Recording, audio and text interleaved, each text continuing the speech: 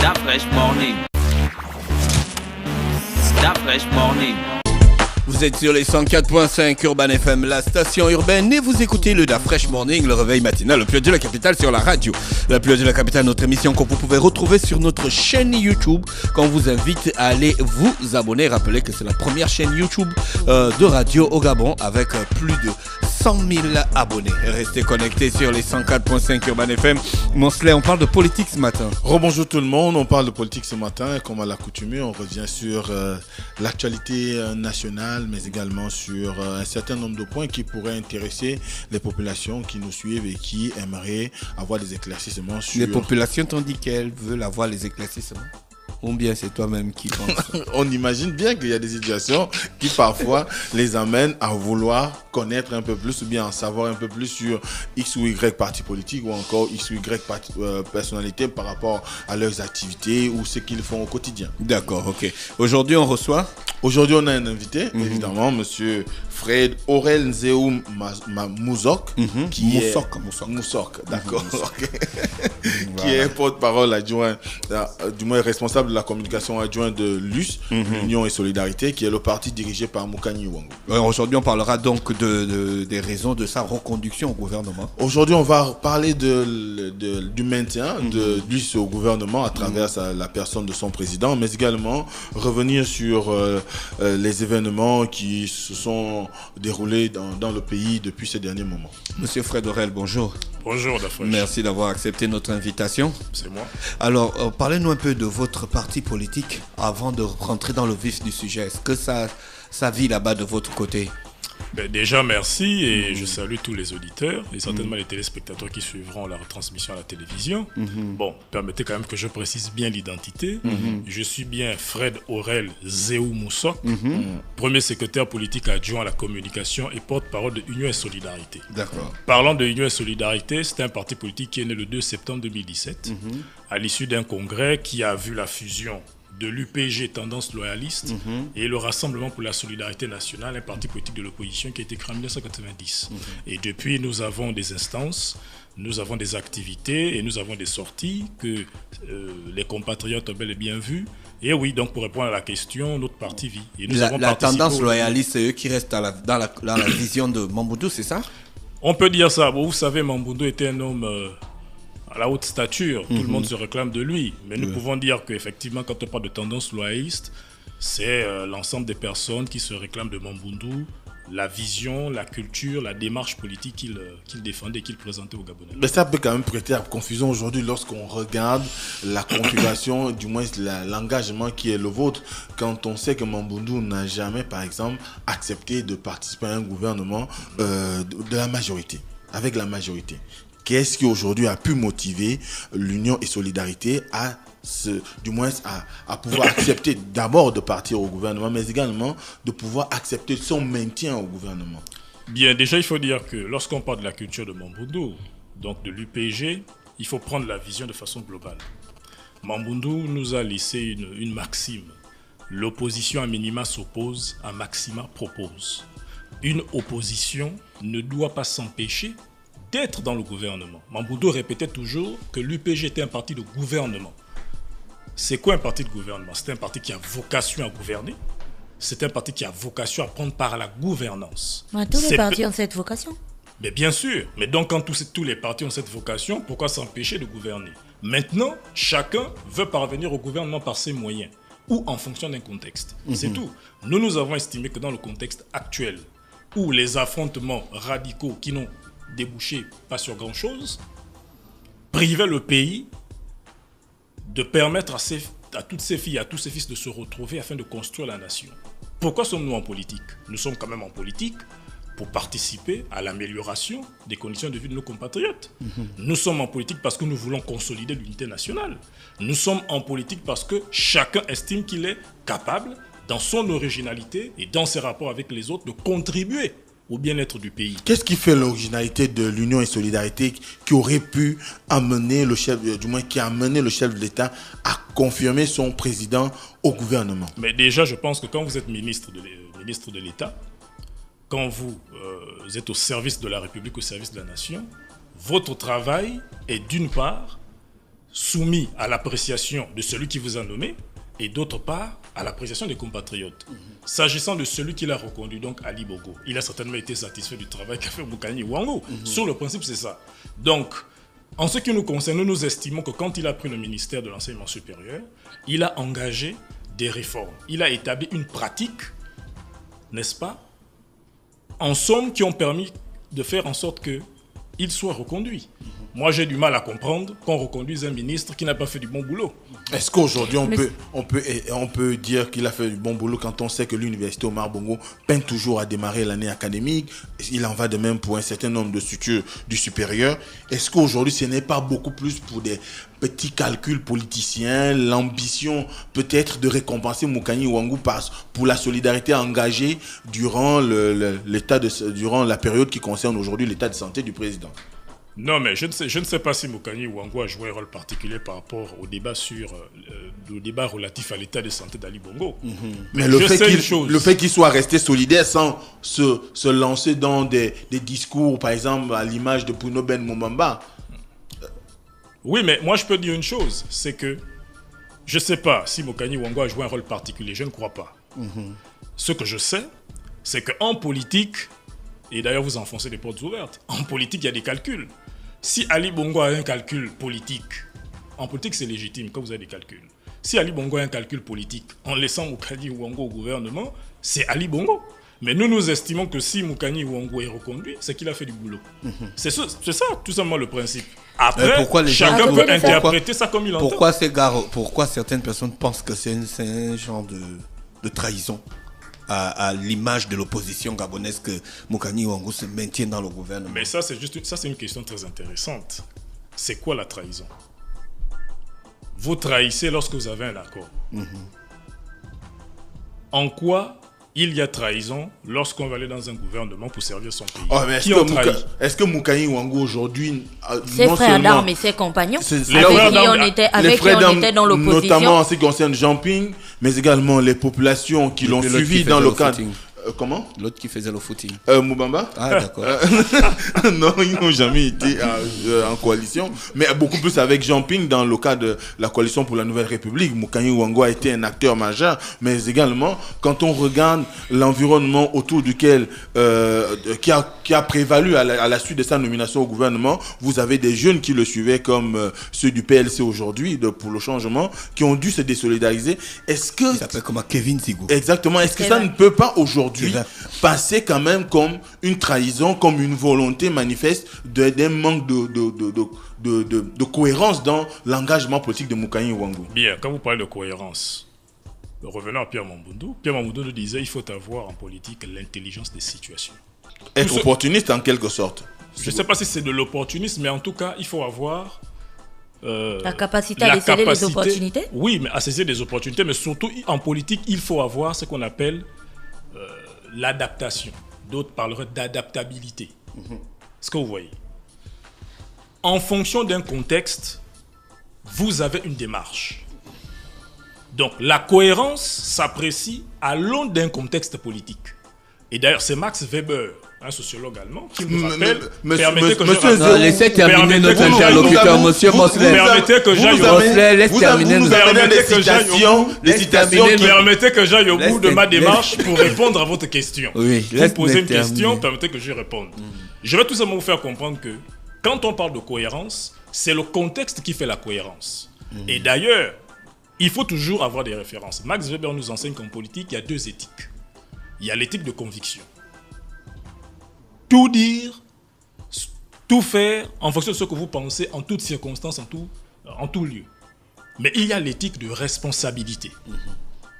Avoir l'attitude qu'il convient en fonction d'une situation, en fonction du rôle que vous avez à jouer. L'union et solidarité, Moukani Ouangou se situe où? Dans cette situation, dans notre situation, nous avons éprouvé l'éthique de conviction. Je rappelle notre combat. Quand Moukani Ouangou devient président de l'UPG à l'époque, et il intègre le front, c'est lui qui fait la DTE, Destitution, Transition, Élection. Voilà. C'est lui qui fait l'Union sacrée pour la patrie, quand l'opposition est divisée. C'est lui qui propose en 2017, après l'élection présidentielle, lorsqu'il y a crise, l'agenda de sortie de crise. C'est lui qui a lancé, il n'y a pas longtemps, la lutte contre la révision constitutionnelle avec le sénateur Jean-Christophe Wonegema, vice-président de l'Union nationale. C'est lui qui a lancé le combat sur la répartition des sièges. Voilà le combat de Moukani. Vous savez, l'opposition ne se décrète pas. L'opposition se prouve. Qu'est-ce qu'on a en face?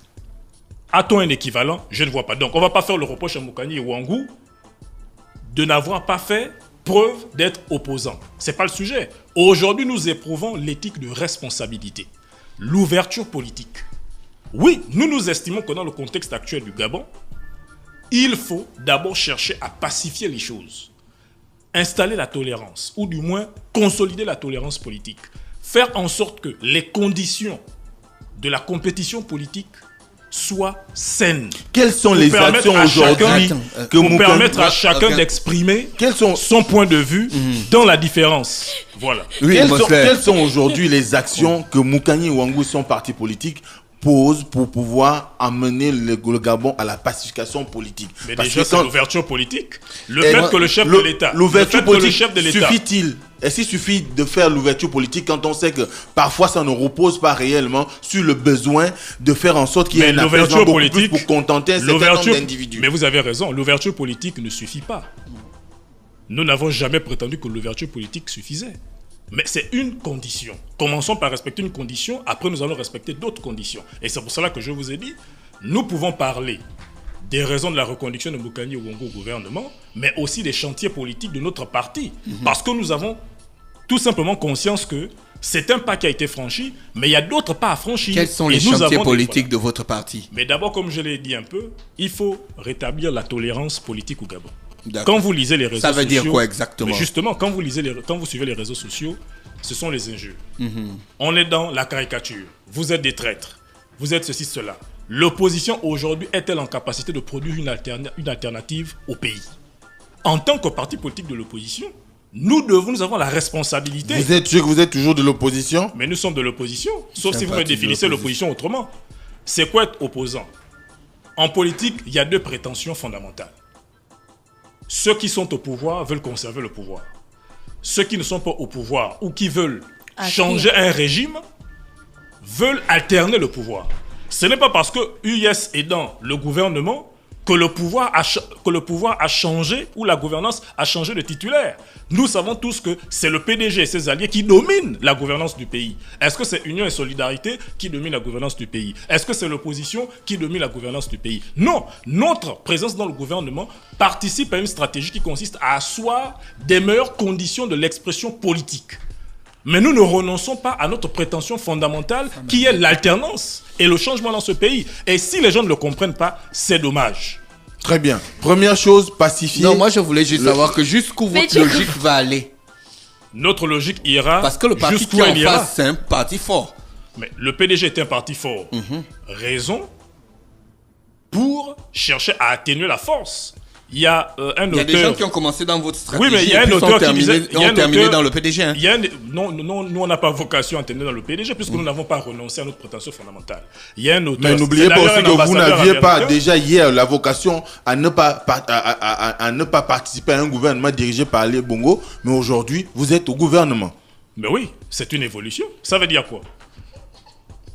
C'est une évolution, mais est-ce que c'est une évolution qui remet en cause notre engagement fondamental? Ça peut être une évolution qui pourrait remettre en cause votre crédibilité. Ça pourrait, mais est-ce que c'est le cas? Les possibilités sont ouvertes, mais est-ce que c'est le cas? Non. La preuve, nous sommes allés aux élections législatives. Le PDG avait son candidat.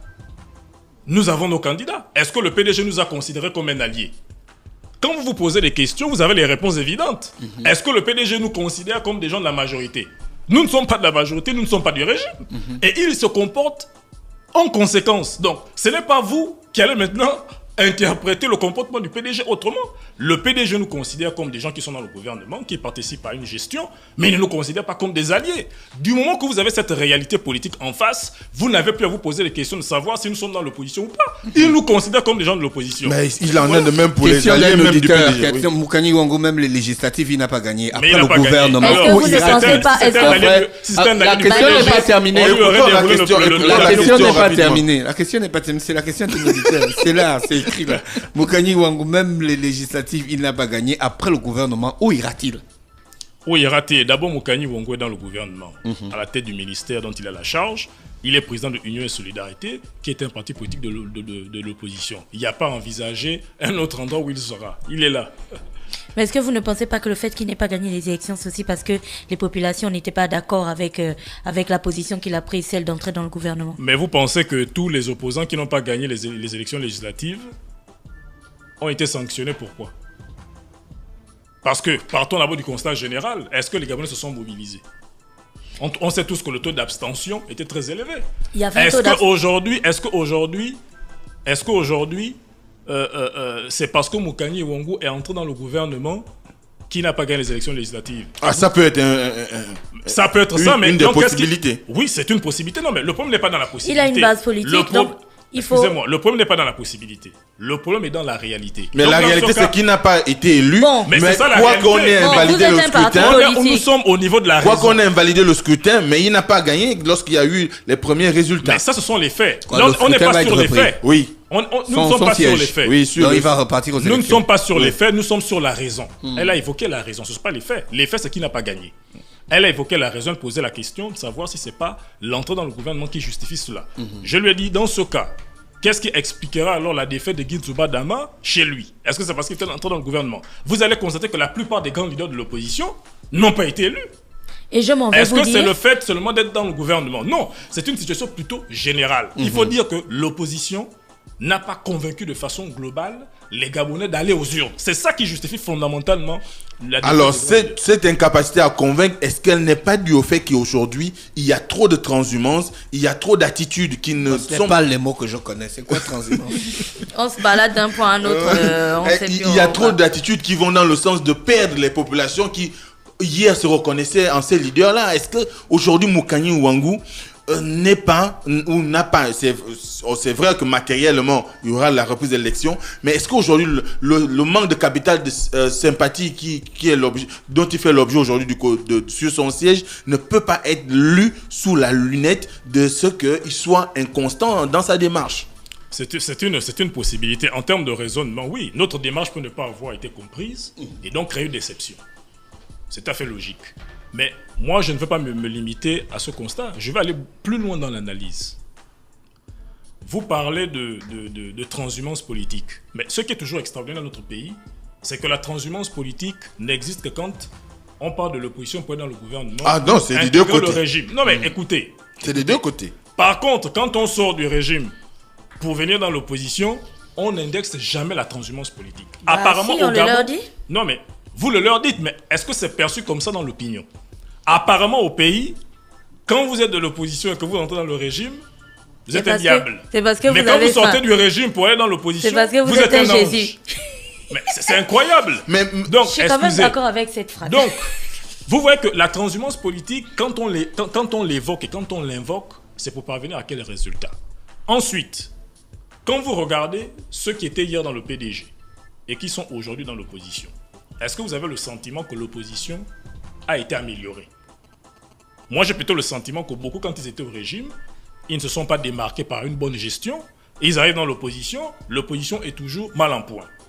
Je fais un constat. Quand vous faites un peu l'historique de l'opposition au Gabon, depuis 1990, c'est vrai que certains n'étaient pas nés, mais une question de culture. L'opposition gabonaise n'a jamais eu autant d'hommes riches. Comparé. Riche financièrement? Oui, riche financièrement. La plupart, c'est des poids lourds, ils sont assis financièrement. L'opposition gabonaise n'a jamais eu autant d'hommes riches. Mais vous allez vous rendre compte que l'opposition gabonaise n'a jamais été aussi faible. Mais c'est un paradoxe. À l'époque, quand il y avait moins d'argent, elle mobilisait plus. Et quand il y a maintenant beaucoup d'argent, elle mobilise moins.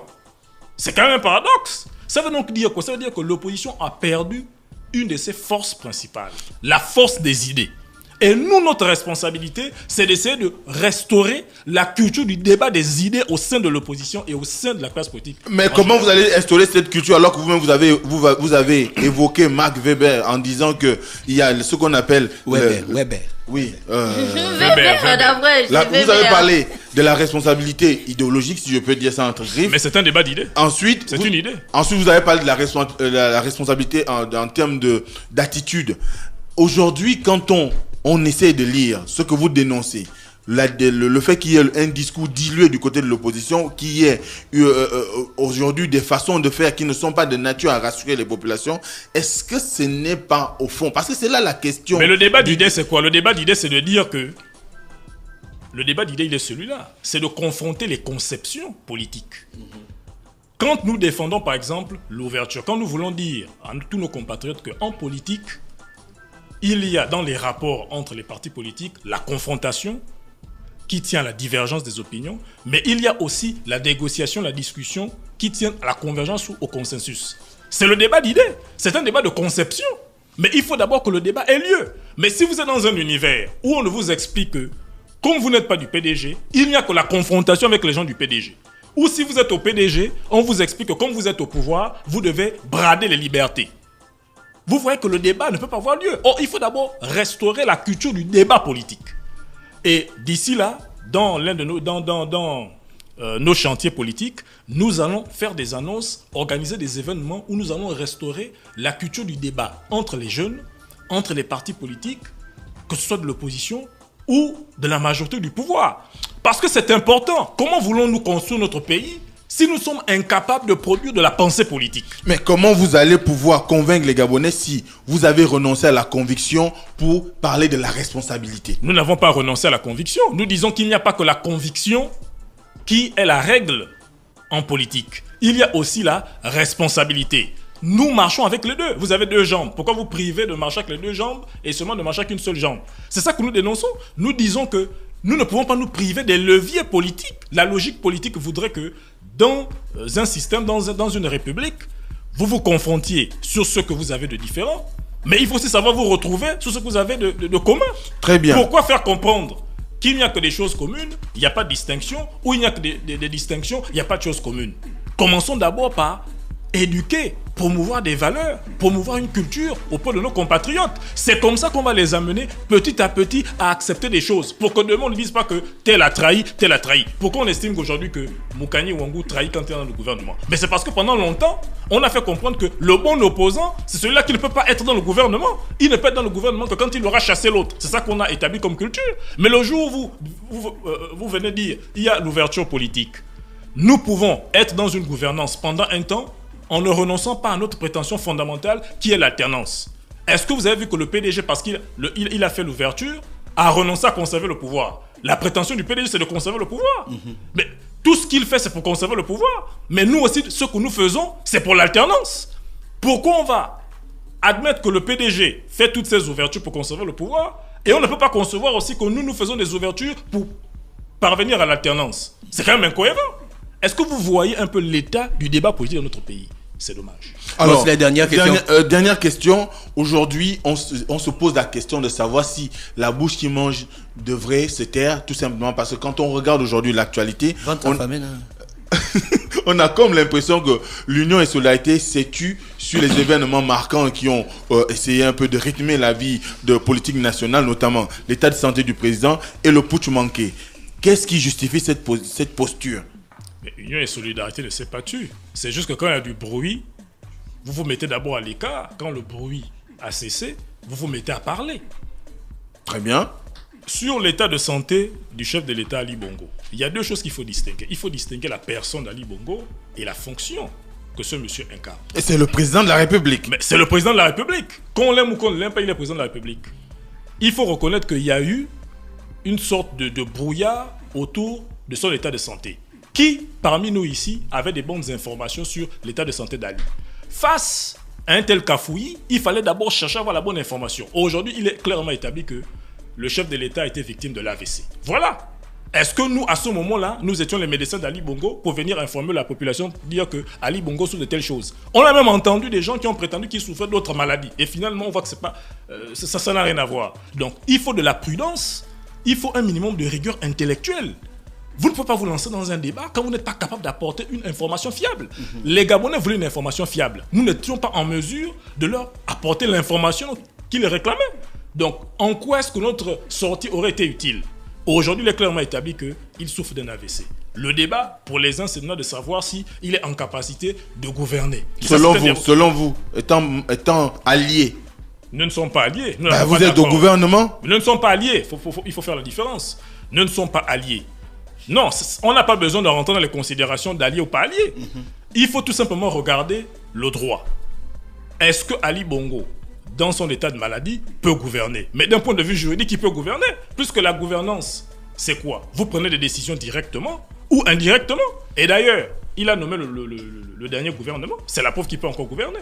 Très bien. Merci, Le coup d'État, c'est important. Le coup d'État. Nous n'avons plus assez de temps. Nous On n'avons aura, pas eu le on point de aura vue de l'occasion lui. d'inviter Nous n'avons pas eu monsieur Fred Aurel Zéo Moussok la prochaine fois pour un autre numéro. Nous n'avons plus assez de temps. Nous avons largement dépassé le temps qui nous est imparti vu que nous avons d'autres impératifs de communication avec nos partenaires.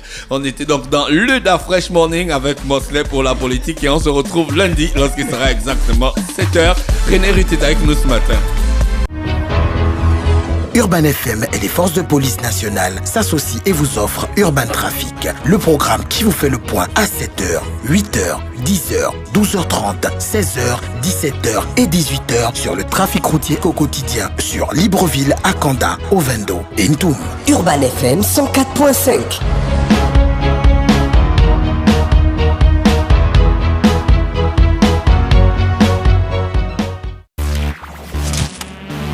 Da Fresh Morning.